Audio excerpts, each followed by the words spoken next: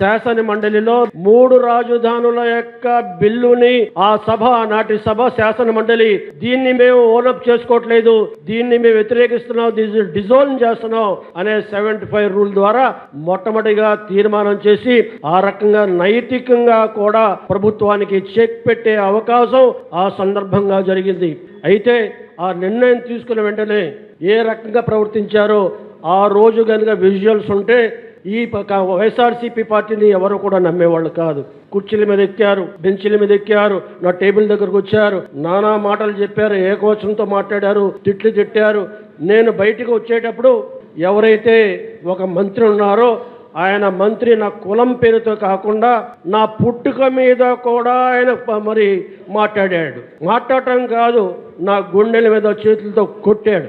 ఆ రకమైన పరిస్థితులు కేవలం సత్యం కోసం, ధర్మం కోసం, న్యాయం కోసం, ప్రజల పక్షాన నిలబడ్డ చంద్రబాబు నాయుడు కోసం సహించి ఓర్పుతో సహనంతో మళ్ళీ బయటకు వచ్చి సభా గౌరవం పోకూడదు, సభా గౌరవాన్ని కాపాడాలనే ఉద్దేశంతో వాళ్ళ మీద ఎవరి మీద కక్ష పెట్టుకోకుండా వాళ్ళు మళ్ళీ ప్రయత్నం చేశారు. మా మాట వినలేదు కాబట్టి ఈ శాసన మండలిని రద్దు చేస్తామని బెదిరించారు. రద్దు చేస్తామని చెప్పడమే కాకుండా తీర్మానం కూడా చేసి కేంద్రానికి పంపించారు. కేంద్రం నుండి ఆ తీర్మానం జరుగుద్దో లేదో కానీ షరీఫ్ మటుకు చైర్మన్ గా ఉండటానికి వీల్లేదు. షరీఫ్ మూలంగా నన్ను చైర్మన్ పదవి నుంచి దింపడానికి కూడా వాళ్ళు చేసిన ప్రయత్నం చేశారనే విషయాన్ని కూడా ఇస్తున్న గమనించాల్సిందిగా మనం చేస్తున్నా.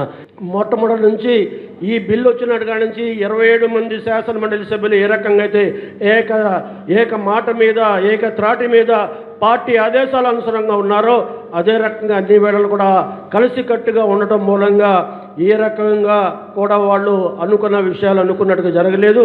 కాబట్టి దేవుడు ఒకటే చేస్తుంటాడు, సత్యాన్ని గెలిపిస్తాడు, ధర్మాన్ని గెలిపిస్తాడు.